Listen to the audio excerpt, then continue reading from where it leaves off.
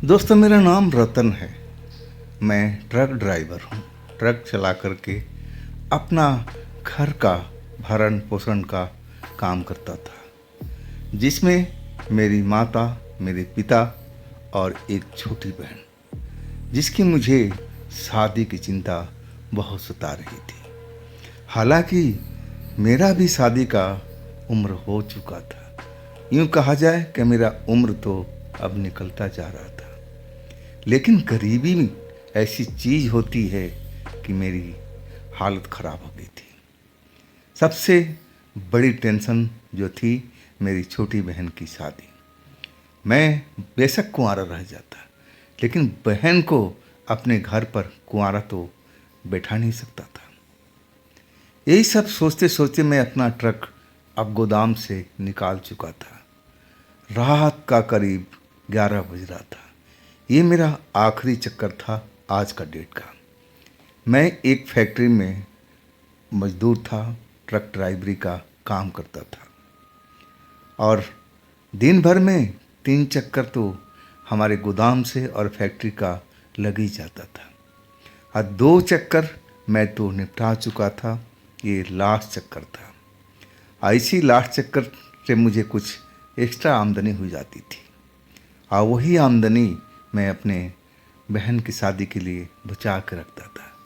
वैसे मैंने फैक्ट्री वालों से एडवांस लोन भी मांगा था, और उन्होंने कहा था कि रतन, हम तुम्हारी मदद करेंगे। लेकिन लास्ट में आकर के वो सैलरी के सिर्फ 2 महीना का एडवांस दे रहे थे कि रतन, हम इससे ज़्यादा कुछ कर नहीं पाएंगे। और इतने कम पैसे में भला मैं अपनी बहन की शादी कैसे कर कैसे कर पाऊँगा। मैं चिंता में डूबा हुआ अब अपने ट्रक को पहाड़ी रास्तों में चलाता जा रहा था। उत्तराखंड की सड़क ऐसी ही होती है, और मैं तो उत्तराखंड में ही पैदा हुआ। मुझे तो पूरा इलाका मुहजबानी याद है। मैं तो सड़क को सूंघ करके पहचान लेता हूँ, क्योंकि मैं पला बढ़ा इसी जगह पर हूँ। वो रात में कभी भूल नहीं सकता। एक तो जो हमारी ट्रक थी, जो सबसे ख़राब ट्रक मुझे दिया गया था, उसमें कोई ना कोई बीमारी लगी रहती थी। मैं अपने मैनेजर से कहता कि साहब, ट्रक की हालत डवाडोल हो रही है, इसकी सर्विस की मेंटेनेंस की ज़रूरत है। और कहते कि हाँ रतन, करवाएंगे, अभी तो काम चल रहा है ना, चलने दो, जब ब्रेक डाउन होगा तब देख लेंगे। और कई बार ऐसी जगह पर ट्रक हमारी ख़राब हुई थी कि मैं बहुत ज़्यादा परेशान हुआ, लेकिन वो दिन की बात थी। लेकिन आज जो मेरे साथ में घटने जा रही थी घटना, वो दिल को दहला देने वाली थी। मैं अब यही सब सोचते हुए अपने ट्रक को पहाड़ी रास्ते पर दौड़ाता हुआ जा रहा था। गोदाम से निकले मुझे करीब करीब 1 घंटा हो चुका था, और लगभग अभी 1.5 घंटा का सफ़र लगभग बाकी था। अब मैं सोच रहा था कि बस ट्रक फैक्ट्री में पहुंचा करके और आराम कर लूँगा। अब सुबह ही हमें दोबारा काम पर आना था, और घर वहाँ से कुछ दूरी पर था, जो मैं साइकिल से आता जाता था। अब यही सब सोचते हुए ट्रक चलाया जा रहा था, और अचानक वही हुआ जिसकी मैं कल्पना कर रहा था। ट्रक मैंने मेरा धोखा दे दिया। ट्रक आवाज़ करती हुई और एक जगह पर रुक गई। अच्छा हुआ कि वो समतल जगह थी। अगर वो पहाड़ी के ढलान पर होती तो मामला कुछ उलट हो सकता था, लेकिन भगवान का बहुत बहुत शुक्र था कि वो समतल रोड थी, समतल जगह थी, और मैंने ट्रक को संभाल लिया था। ट्रक अब रुक चुकी थी, और ट्रक का इंजन अब बंद हो चुका था। ट्रक अब स्टार्ट होने की नाम नहीं ले रही थी। अब मैं समझ गया कि अब ये ट्रक स्टार्ट नहीं हो पाएगी, क्योंकि मैं काफ़ी कोशिश कर चुका था। अब मैं परेशान हो गया था। अब रात के लगभग 12 बज चुके थे। जो सड़क थी ना, जो हमारी फैक्ट्री की तरफ जाती थी, वो बिल्कुल अब सुनसान हो चुकी थी। कोई भी ट्रैफिक, कोई भी वाहन चलता हुआ दिखाई नहीं दे रहा था। लग रहा था कि मैं उस रोड पर अकेले ही इंसान हूँ जो रात के वक़्त चल रहा हूँ, नहीं तो सब अपने घरों में अपनी जगह पर आराम कर रहे होंगे। लेकिन ये मेरा सोचना गलत था। यहाँ पर भी, इस जगह पर भी ऐसी कुछ शक्तियाँ थी जो जागी हुई थी और वो मेरी तरफ देख रही थी। हालांकि मैं उनको देख नहीं पा रहा था, ना महसूस कर पा रहा था, लेकिन वो मेरी एक एक हरकत पर नज़र रखी हुई थी। अब बस उनको मौका का तलाश तो था और मैं अब देखने लगा था खार करके कि अब क्या कर सकता हूँ। एक लास्ट बार मैं कोशिश किया कि ट्रक को स्टार्ट करूँ, अब हो जाए तो ठीक है और नहीं तो मैं अपने मैनेजर को फ़ोन करता हूँ, अब पूरी उसको बता देता हूँ कि अब ट्रक चलने लायक नहीं है, अब ये आपको मैकेनिक भेजना ही पड़ेगा। और इसके बाद मैं आखिरी बार उस ट्रक का इंजन को देख रहा था। जितना भी मुझे ज्ञान था उस ज्ञान को मैंने अब इंजन में लगा चुका था। बस एक कोशिश और करनी थी चाबी घुमाने की, और मैं इंजन से अब हट करके चाबी की तरफ ध्यान लगाने लगा। लेकिन उसी वक्त जैसे बाहर में कुछ टूटने की आवाज़ सुनाई पड़ी, जैसे ट्रक का पिछले पहिए के पास कुछ टूट रहा है। ट्रक पुरानी थी और मुझे थोड़ा अचंभा तो हुआ कि कहीं ना कोई और टूट फूट तो नहीं हो रही है, क्योंकि वो ट्रक लोड थी, लोहे लंगर से भरी हुई थी, वजन भी था। अब मैं अब जल्दी से नीचे उतर गया कि आवाज़ आई तो कहाँ से आई। मैं पिछले पहिए के पास देखने लगा अंदर घुस करके, और मुझे ऐसी कोई जगह टूटती हुई या कोई टूटी हुई चीज़ बाहर रोड पर गिरी हुई नहीं दिखी। हाँ, मुझे एक चमकती हुई चीज़ ज़रूर नज़र आई, और वो भी टायर के बस कुछ ही दूरी के फासले पर। वो चमकती हुई चीज़ को जब मैंने उठाया तो मैं देख करके हैरान रह गया था। वो एक रिस्ट वॉच थी और चमक रही थी अंधेरे में भी। उसमें लग रहा था कि रेडियम लगा हुआ है डायल पर, इसीलिए वो रोशनी से फेंक रही थी। मैं उस रिस्ट वॉच को देखा तो चल रही थी। किसकी है भाई? मैं उस रिस्ट वॉच को उठा लिया और मैं फिर जेब में रख करके अपना ट्रक का इंस्पेक्शन करने लगा कि कहीं टूट फूट तो नहीं हुई है। लेकिन मुझे अब नहीं लग रहा था कि वहाँ पर कोई चीज़ टूटी हुई गिरी हुई है। और इसके बाद मैं अपने ड्राइविंग सीट पर आ गया था, और जैसे ही मैं ट्रक को स्टार्ट किया ना, ट्रक मज़े में स्टार्ट हो गया। कमाल की बात थी। और मैं उस जगह पर अब रुकना भी नहीं चाहता था।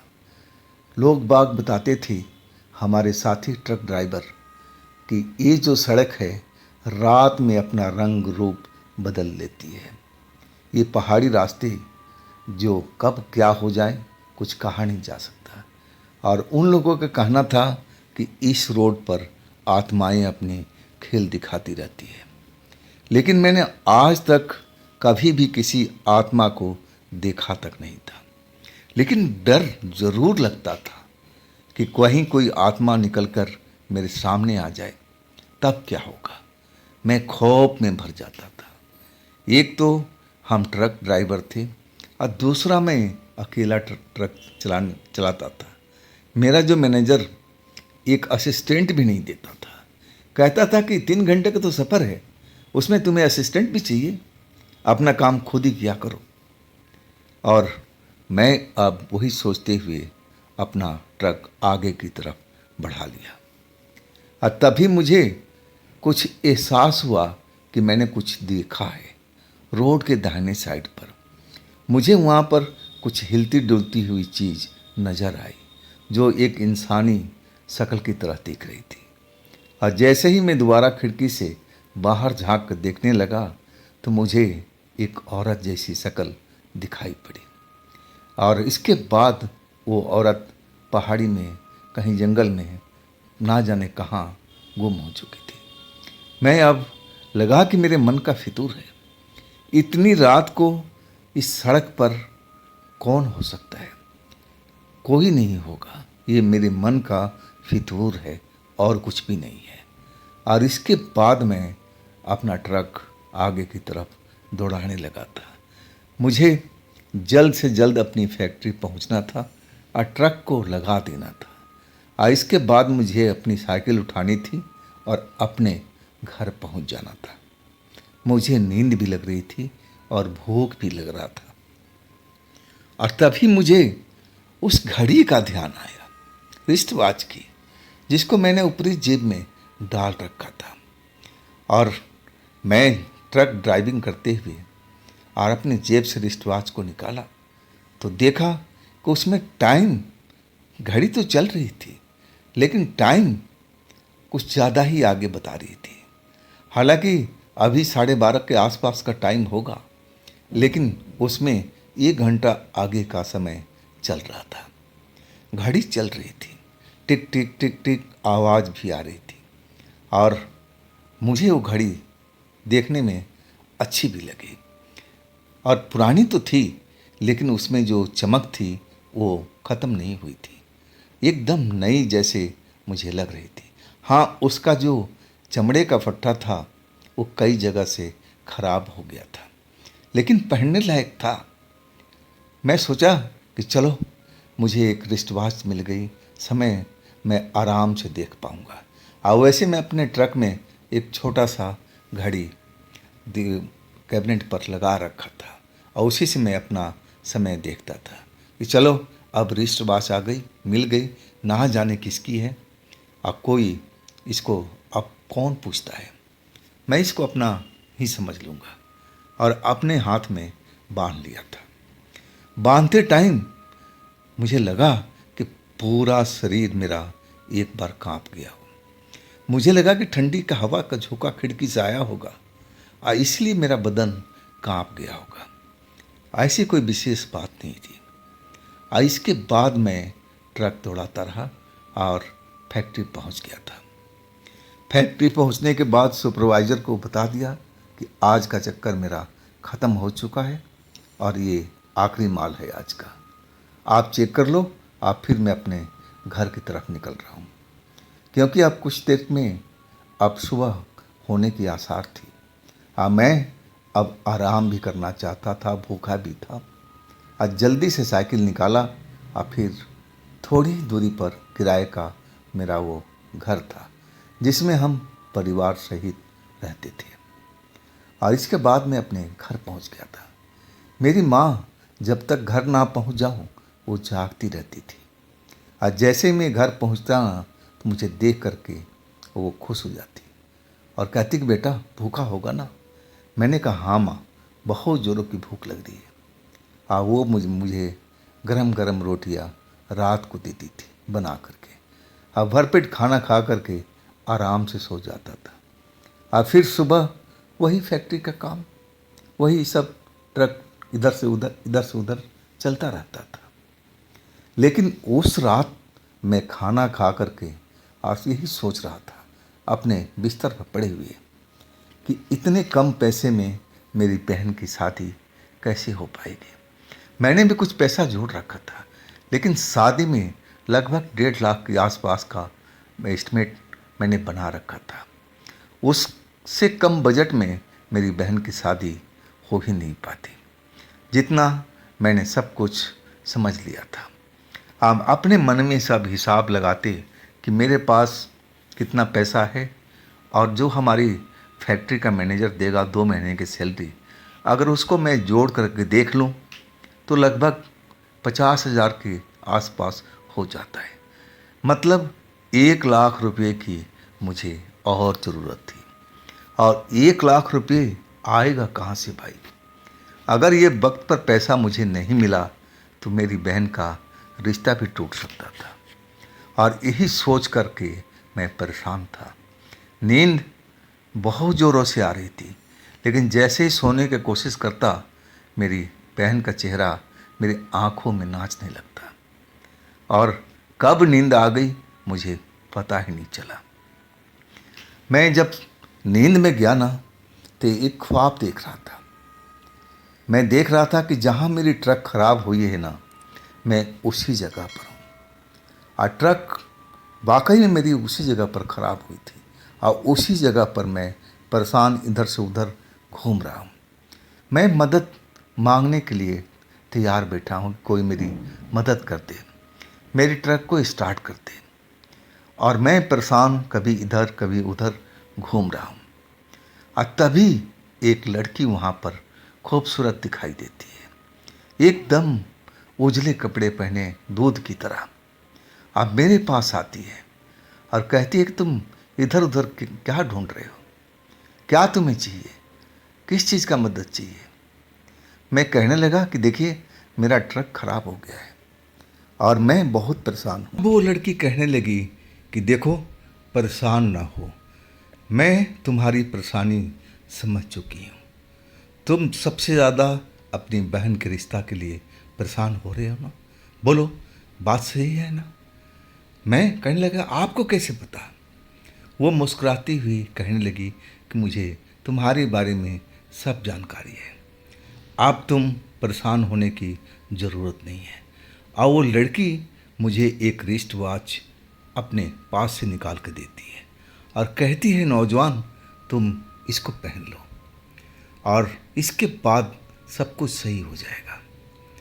मैं वो घड़ी देखता हूँ तो सोचने लगता हूँ अरे ये घड़ी तो हमारे ट्रक के नीचे मिली थी और ये लड़की क्यों दे रही है।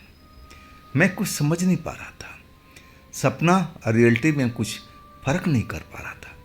और तभी वो लड़की कहने लगी कि इसको पहन लो और इसके बाद तुम्हारी सारी समस्या दूर हो जाएगी, मैं तुम्हारे साथ हूँ। मैं कुछ समझ नहीं पा रहा था कि आखिर ये रिस्ट वॉच मेरी परेशानी कैसे दूर कर देगी। अब मेरा ट्रक अब तो ख़राब है, ये स्टार्ट कैसे हो जाएगा। और तभी वो लड़की मुस्कुराती हुई कहने लगी कि जाओ अपने ट्रक में बैठो और ट्रक को स्टार्ट करो और देखो तुम्हारा ट्रक स्टार्ट हो जाएगा। मैं जानती हूँ ऐसा ही होगा, तुम एक बार करके तो देखो। मैं उस लड़की की तरफ हैरानी से देख रहा था। अब पूछने लगा कि देवी जी आप हो कौन और इस जगह पर आप अकेले क्या कर रही हो। और तब वो लड़की मुस्कुराती हुई बहुत ही अच्छी लग रही थी, सफ़ेद दांत उसके मोती की तरह चमक रहे थे और जब मुस्कुराती थी ना तो दोनों साइड में गड्ढे नज़र आते थे, गालों पर डिम्पल, और वो मुझे विशेष आकर्षित कर रहे थे। और फिर कहने लगे मुस्कुरा करके अरे जाओ तो सही, तुम अपना ट्रक स्टार्ट करो और ये घड़ी पहन लो, तुम्हारी ये हमेशा मदद करेगी। जब तुम मुझे याद करोगे तो मैं तुम्हारे पास आ जाऊंगी। मैं हैरानी से पूछने लगा कि आप हैं कौन और आप मेरी क्या मदद कर रही है, इस रिस्ट वॉच से क्या हो जाएगा, मेरी बहन का शादी हो जाएगी। और तब मुस्कुराते हुए कहने लगी हाँ तुम भरोसा तो रखो और जब तुम्हें लगे कि मेरी ज़रूरत है तो तुम मुझे घड़ी से याद कर लेना, बोल देना घड़ी में कि आ जाओ, मैं आ जाऊंगी, तुम्हारी मदद कर दूंगी। और अचानक मेरी नींद खुल गई। सुबह का वक्त हो चुका था, 5 बज रहे थे और मैं सर्दियों के टाइम में भी एकदम पसीने से नहाया हुआ था। उस लड़की को जैसे मैंने अभी अभी यहाँ पर देखा हूँ। जैसे ही मेरी नींद खुली ना तो मैं देखा कि मेरे बिस्तर के पास वो खड़ी थी। ये कैसे हो सकता भाई। और देखते ही देखते वो खूबसूरत लड़की अब गायब हो चुकी थी। ये सब क्या है भाई। सही मायने में मुझे उस सुबह में 5 बज रहा था और मेरे बदन में सिहरन सी हो चुकी थी और मन ही मन सोचने लगा कि हे भगवान ये मैं क्या देख रहा हूँ। और रिस्ट वॉच अभी भी मेरे पास में थी, मैं पहन रखा था। तो कौन थी ये लड़की, अब मेरी वो मदद कैसे करेगी, ये रिस्ट वॉच से उसका रिश्ता क्या है।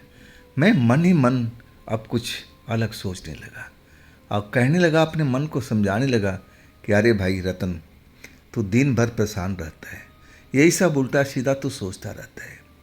तेरी बहन की शादी को सबसे बड़ा टेंशन है और यही तेरे दिमाग में फितूर बैठा हुआ है और यही सपना तेरे दिमाग में आ चुका था। ये सपना है, कोई हकीकत नहीं है, भूल जा इसको। और वाकई में मैं उस सपना को सपना ही समझ बैठा। अब मैं भूल गया। फिर मैं दोबारा नींद में जा चुका था, क्योंकि मैं 9 बजे के आसपास अब घर से निकलता था, नाश्ता वास्ता करके, लंच पैक करके, और रात को जब लौटता तो घर पर खाना खाता था। लंबी ड्यूटी थी मेरी। अब मैं सारा लंबी ड्यूटी अपने बहन के लिए कर रहा था। मेरा 2 बार रिश्ता आया था, लेकिन मैं इस रिश्ते को नकार दिया कि भाई सबसे पहले मैं अपनी बहन का शादी करूँगा और इसके बाद अपने बारे में सोचूंगा। और मैं जब सुबह उठा तो 8 बजे मेरी माँ मुझे उठा रही थी और कह रही थी कि रतन बेटा उठ जा, 8 बज चुका है, ड्यूटी नहीं जाना है क्या? मैं हड़बड़ा कर उठा और मेरे हाथ का रिस्ट वॉच पर नज़र डाला तो उसमें 1 घंटा आगे की समय चल रहा था, मतलब 9 बज रहे थे। और मेरी माँ पहली बार उस घड़ी को देखी थी हाथ में और कहने लगी कि रतन, तूने घड़ी खरीदी है क्या? मैं कहने लगा, नहीं माँ, मैं खरीदा नहीं हूँ, मुझे ट्रक के नीचे मिली थी। और वो मैं सारा घटना बताने लगा था। माँ कहने लगी कि बेटा अपने मैनेजर से बोलो ना कि ट्रक सही करा दे, गाहे बगाहे ऐसी जगह पर तुम्हारा ट्रक खराब होती रहती है। मैं कहने लगा माँ से कि हाँ माँ, मैं कितनी बार बोल चुका हूँ मैनेजर को, लेकिन मेरी सुनता कहाँ है। और इसके बाद मैं तैयार भी तो होना था। जल्दी से फ्रेश होकर के, तैयार होकर के, नाश्ता करके, टिफ़िन ले करके, और मैं अपने बहन से जाके मिला। सुबह ड्यूटी जाने से पहले जब मैं घर से निकलता था तो अपनी बहन का शक्ल ज़रूर देखता था। अब मुझे उम्मीद था कि मैं अपना बहन का शक्ल देख के निकलूँगा ना तो सारा दिन आराम से गुजरेगा।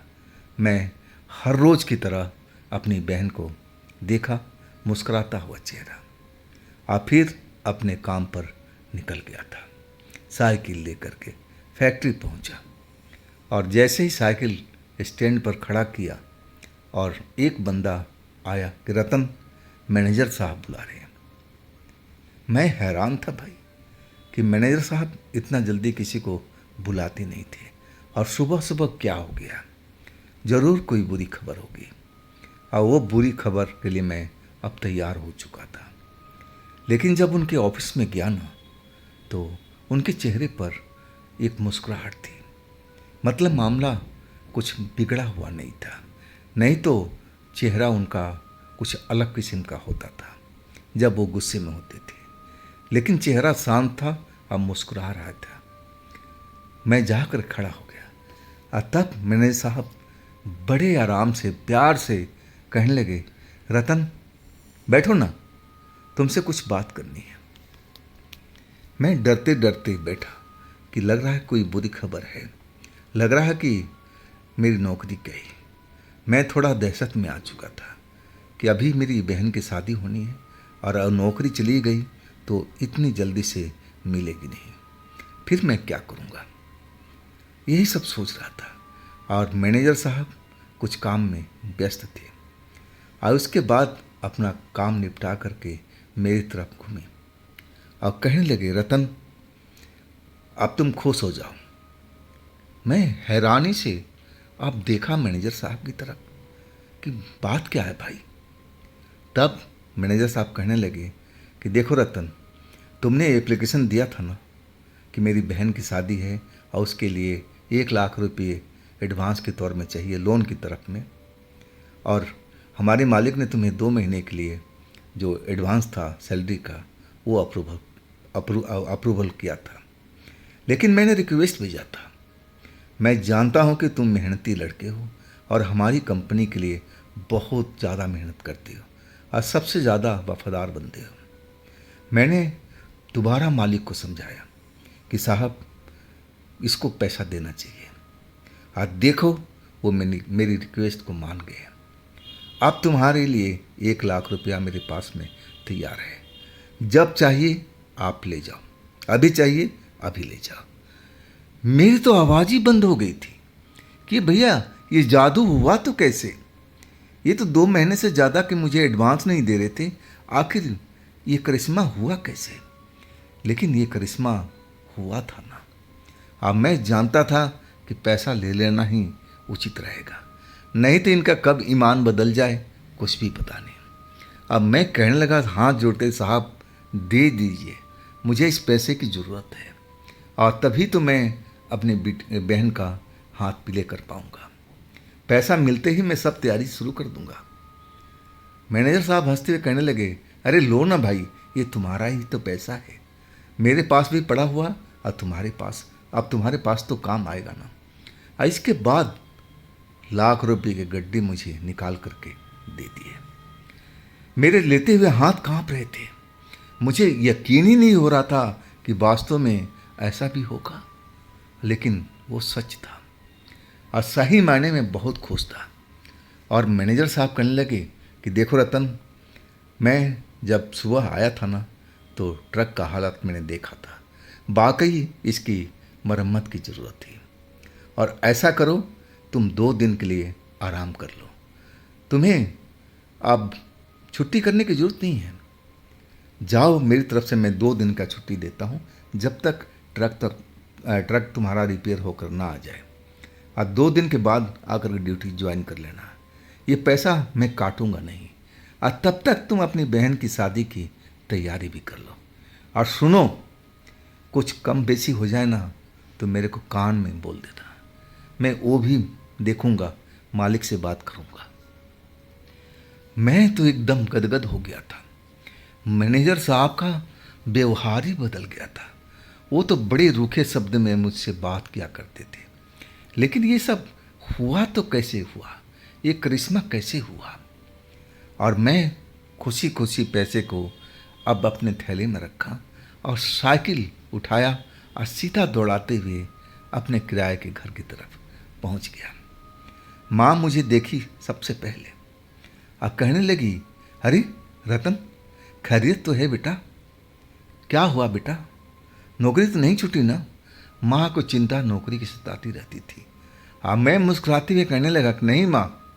और तब तक मेरी बहन का चेहरा नजर आया और कहने लगे, भैया आप बड़ा जल्दी आ गए, क्या बात है भैया, सब खैरियत है ना? नौकरी तो नहीं छूटी ना? उसको भी टेंशन यही थी, लेकिन मैं समझाने लगा कि नहीं बहन, नहीं माँ, नौकरी नहीं छूटी है।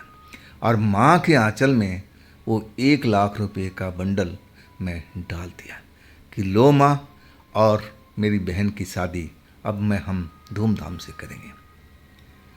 मेरी बहन भी एकदम हैरान थी और माँ तो जैसे आंचल उसका कांप रहा था। वो पैसे का वजन बर्दाश्त नहीं कर पा रही थी, 1 लाख रुपए की, ऐसा मुझे महसूस हो रहा था।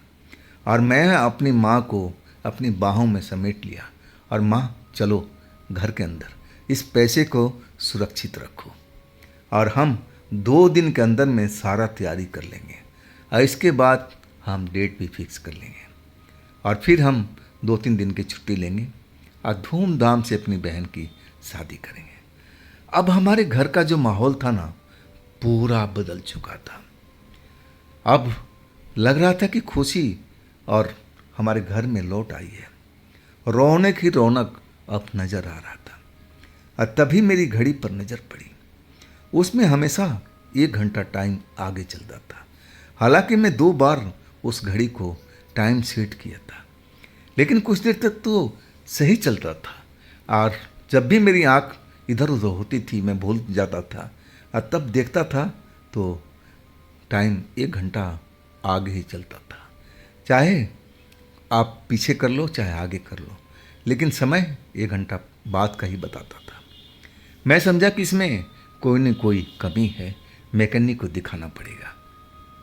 और इसके बाद तो हम बहन की शादी की तैयारी में लग चुके थे।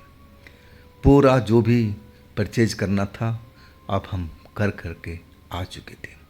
रात हो गई थी, मैं भी खुश था और माँ भी खुश थी, मेरी बहन भी खुश थी, पापा भी खुश थे। पापा खाट से ज़्यादा उठा नहीं करते थे, अब उनको आराम की भी ज़रूरत थी। आज इसके बाद हम भोजन वोजन करके मैं आनंदित होकर के अपने बिस्तर पर जा गिरा और सोने की कोशिश करने लगा, लेकिन मुझे नींद नहीं आ रही थी और मैं बार बार उस रिस्ट वॉच को देख रहा था और वो जैसे दिल की धड़कन टक टक करती है वैसे ही इस घड़ी में आवाज़ आ रही थी, टक टक टक। मेरा ध्यान उसी घड़ी में लगा हुआ था और मुझे वो सपना भी अब याद आने लगा और मुझे लगा कि वो सपना जो मैंने देखा था इस घड़ी से कोई ना कोई ताल्लुकात ज़रूर है, लेकिन क्या है मुझे समझ में नहीं आ रहा था। और अचानक मुझे नींद का झोंका आने लगा और इसके बाद मेरी जब आँख खुली ना तो मैं हैरान रह गया था। मेरे बगल में वही सफ़ेद वस्त्र वाली लड़की लेटी हुई थी और रेशमी बाल उसके खुले हुए थे। शरीर से बहुत ही सुगंधित इत्र की खुशबू आ रही थी और वो अपना गोरी हाथ मेरे सीने पर रखी हुई थी और नींद में जैसे खोई हुई हो। मैं जब देखा ना अपने पास में तो मुझे यकीन नहीं हुआ। मुझे लगा कि मैं कोई ख्वाब में हूँ, कोई स्वप्न देख रहा हूँ। और स्वप्न होता क्या है, अभी मेरी नींद खुल जाएगी और स्वप्न टूट जाएगा। अब फिर मैंने अपनी आंखें बंद कर ली, लेकिन जब दोबारा खोली ना तो वो लड़की अब जाग चुकी थी। अब मेरी तरफ चेहरा करके अब मेरी ओर देख रही थी। उसकी होठों पर मुस्कान थी जैसे कुछ बोलना चाहती हो। और यकीन मानिएगा कि मैं एकदम डर चुका था। ये लड़की कौन है भाई, और इस वक्त में मेरे बिस्तर पर क्या कर रही है, और वो भी अब ऐसा कपड़ा पहने हुई थी कि मैं बता नहीं सकता। और मैं तो डर ही चुका था। मैं चिल्लाने की कोशिश करने लगा था, लेकिन तभी वो लड़की मेरे मुंह पर हाथ रखती और कहने लगी, रतन आवाज़ मत करना। मैं चुप हो गया और मैं अब पूछने लगा उसको धीरे से कि आप कौन हैं और आप इस मेरे घर पर कैसे आ गए, आप मेरे बिस्तर साझा कैसे करने लगे और आपने मेरे साथ में क्या किया है। मैं सब कुछ समझना चाहता था और तभी वो लड़की कहने लगी कि रतन, मैं ही आपको मदद कर रही हूँ और मैं आपसे बोली थी ना कि मैं आपका सब प्रबंध कर जाऊँगी, आपकी बहन की शादी धूमधाम से होगी। देखा, पैसा मिल गया ना, और भी आप चाहोगे तो मैं बहुत कुछ करने के तैयार बैठी हूँ, लेकिन आप मुझे देख करके डरोगे नहीं और ना चिल्लाने की कोशिश करोगे। और पहली शर्त कि आप किसी से मेरे बारे में नहीं बताओगे, मैं कौन हूँ और आपके साथ क्या करने आई हूँ। बस आप खामोश रहोगे। आप अगर ये शर्त मानते हो तो मैं आपके आगे भी मदद कर पाऊँगी, और नहीं तो मैं इसी वक्त चली जाऊँगी। मैं कुछ समझ नहीं पा रहा था कि मैं हाँ बोलूँ या ना बोलूँ, लेकिन मुझे उस वक्त पैसे की ज़रूरत थी। मेरा घर का माली हालत बहुत ख़राब था। मेरी भी तो अपनी शादी करनी थी और किराए के घर में हम कब तक रहेंगे। मुझे भी अपना एक मकान चाहिए था। मैं सोचने लगा कि मदद तो लेनी पड़ेगी, लेकिन ये है कौन। फिर मैं उस लड़की से पूछने लगा कि देखिए, आप देखने में तो किसी बड़े घराने की लग रही है, जैसा आपका चेहरा मोहरा पहनावा है, आप कोई बड़े घराने से ताल्लुकात रखती होंगी। हम तो गरीब परिवार से हैं, तो आपका हमारा मेल कैसे होगा, आप सोच सकती हैं। तब वो लड़की कहने लगी कि रतन, मैं तुम्हारा दिल देखी हूँ, बहुत ही नेक दिल है। तुम दूसरे के प्रति बहुत ही अच्छा व्यवहार रखती हो। तुम दिल के बड़े सच्चे हो रतन, और तुम दूसरे के दुख दर्द को अपना दुख दर्द समझते हो। इसीलिए मैं तुम्हारे पास में आई हूँ। और सबसे कमाल की बात है कि मेरे से पहले जो मेरी घड़ी है वो आपके पास पहुँच गई वो भी अच्छे इंसान को देखती है। जो अच्छा दिल का इंसान होता है ना, वह उसी को मिलती है, और उसने ही मुझे आपसे मिलवाया है। मैं हैरानी से उस घड़ी को देख रहा था।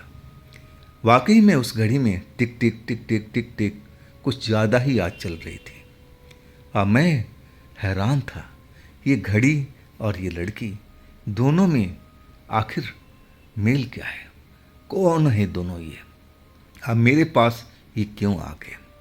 लेकिन इतना समझने बूझने का उस लड़की ने मौका नहीं दिया और मुझसे तो लिपट गई थी।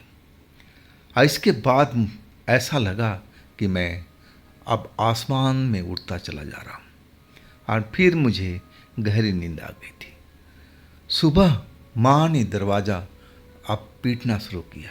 रतन रतन, देखो सूरज निकल गया है, कब तक सोते रहोगे बेटा? अब आओ बाहर, और भी तो कुछ तैयारी करनी है। और तब मेरी नींद खुली। मैं देखने लगा अपने पलंग पर, अपने बिस्तर पर, तो वहाँ पर गुलाब की पंखुड़ियाँ कुछ टूटी हुई बिखरी हुई पड़ी थी, और वो भी ऐसा गुलाब जो हमारे एरिया में तो कहीं नज़र नहीं आता था।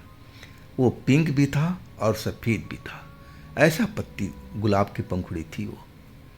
और मैं हैरानी से, जैसे लग रहा था कि मैं कोई बहुत बड़ा ख्वाब देखा हूँ। जो भी मेरे साथ रात में हुआ है वो सच नहीं हो सकता है। ज़रूर वो कोई ख्वाब है, और ये ख्वाब अब ख़त्म हो चुका है। लेकिन वो पंखुड़ी देख करके, ये घड़ी देख करके मुझे अब सोच में पड़ गया था। नहीं, ये सब कोई ख्वाब नहीं था, ये सब रियल टाइम में मेरे साथ में हुआ है। वो लड़की भी सत्य है और ये घड़ी भी सत्य है। अब दोनों में आपस में क्या कनेक्शन है ये तो मैं नहीं जान सकता था। इसके बाद मुझे अब घर से बाहर निकलना पड़ा। दिन भर मैं काम में व्यस्त रहा, लेकिन उस लड़की का चेहरा मेरे आंखों में नाचता रहता था। जैसे लग रहा था कि हर वक्त मेरे साथ में मौजूद है, मेरे पीछे भी है, कभी आगे भी नज़र आती थी, कभी साइड में भी। और मैं उसको देखता ना तो दिल का धड़कन बढ़ जाता था। और आखिरकार रात हुई।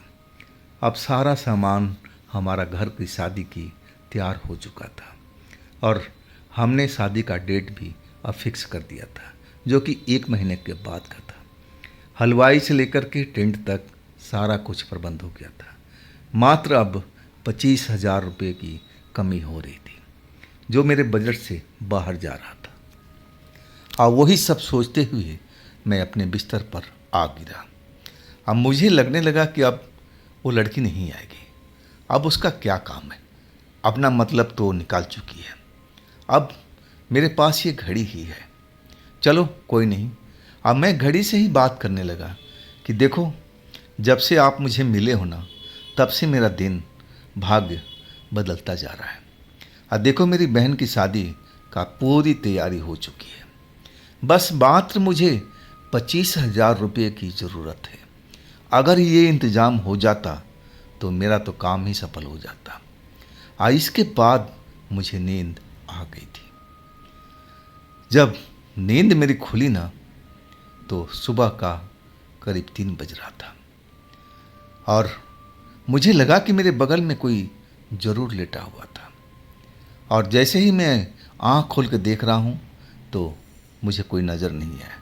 मतलब वो लड़की थी नहीं, लेकिन वही गुलाब की पंखुड़ी अभी भी, और वो इत्र का खुशबू मेरे बिस्तर पर अभी भी आ रहा था।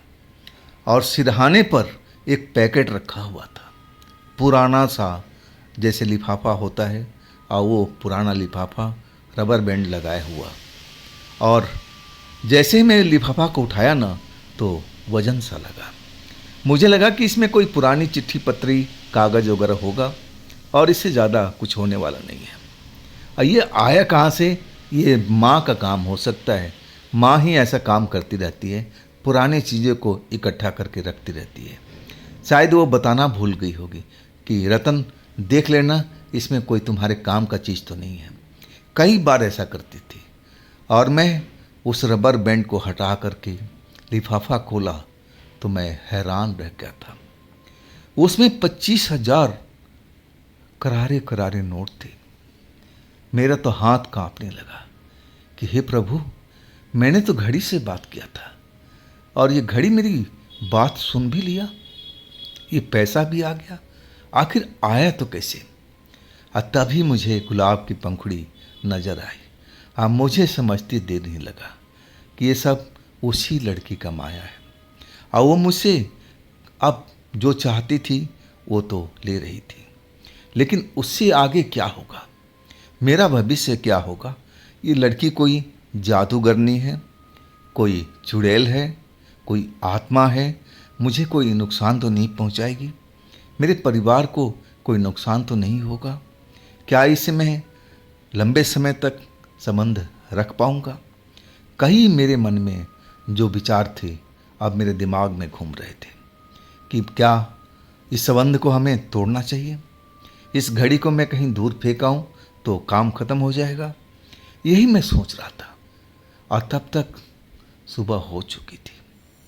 अब माँ जल्दी उठ जाती थी और घर की सफाई उफाई में मेरे बहन के साथ दोनों लोग मदद करते थे। छोटा सा ही तो घर था। पिताजी को वक्त पर दवाई भी देनी होती थी और मैं अब अपने कमरे से बाहर निकल गया था। हाँ, मेरे हाथ में वही लिफाफा था। अब मैं वो लिफाफा अब माँ के झोली में डाल दिया कि माँ, ये 25,000 रुपये है। माँ भी हैरान थी, मेरी बहन भी हैरान थी कि रात में पैसा कहाँ से आ गया। मैं कहने लगा कि हैरान मत हो, ये पैसा मैंने छिपा कर रखा हुआ था आड़े वक्त के लिए, और देखो काम आ गया ना। अब तो सारा शादी का काम हमारा हो चुका था। अब तो बजट जो भी था, बजट से हम ऊपर ही थे। अब पैसे की कोई कमी नहीं थी और मैं सोचने लगा कि बस धूमधाम से एक बार मेरी बहन की इस घर से विदाई हो जाए और तब मैं उस लड़की से बात करूंगा कि आखिर वो मुझसे क्या चाहती है, क्या कब तक मेरे साथ में रहेगी और ऐसा क्यों कर रही है, उसका क्या मतलब है। मुझे लग रहा था कि माँ से बात करना चाहिए, लेकिन मैं डर रहा था। माँ ये बात सुनते ही अब वो रोना शुरू कर देगी कि बेटा जल्दी से उसको विदा कर इस घर से, ये घड़ी तोड़कर फेंक दे। मैं जानता था माँ का जो कहेगी, सब कुछ पता था मुझे। माँ जादू टोना पर विश्वास करती थी। अब मैं जानता था कि जैसे ही बताऊंगा माँ यही कहेगी कि बेटा इस घड़ी में जादू टोना है और वो लड़की भी कोई चुड़ैल ही है, कोई आत्मा ही है, तो बेटा इससे दूर हो जा। हमें नहीं चाहिए पैसे, हमें पैसे की जरूरत नहीं है, तू ही तो मेरा पैसा है, सबसे बड़ा कीमती धन तो तू ही मेरा है। और मैं यही सोच रहा था कि छोड़ो, माँ से नहीं बताते, देखा जाएगा, पहले अपने बहन की शादी कर लें, इसके बाद हम कोई फैसला करेंगे। तो दोस्तों, इस कहानी का अगला पार्ट भी है जो मैं कल लेके आऊँगा और ये कहानियाँ आपको कैसी लगी आप ज़रूर बताइएगा। मुझे आपका कमेंट का इंतज़ार रहेगा। और दोस्तों, ये भी चैनल आप ही का है, तो इसको भी अपना प्यार दीजिए ना, लाइक कीजिए, सब्सक्राइब कीजिए, शेयर कीजिए। अरे अपने दोस्तों को भी तो शेयर कीजिए इस कहानी को। बहुत ही मज़ेदार कहानी आगे भी होने वाली है और इतना मैं बोल सकता हूँ, इस कहानी में आपको बोर नहीं होने दूंगा। जो अगले भी एपिसोड आएगा कल, वो भी बहुत ही मज़ेदार होगा। तो चलिए, आज के लिए इतना ही आज भर। कल फिर हम मिलते हैं इसी कहानी के साथ में। आप लोग अपना ख्याल रखिएगा। नमस्कार।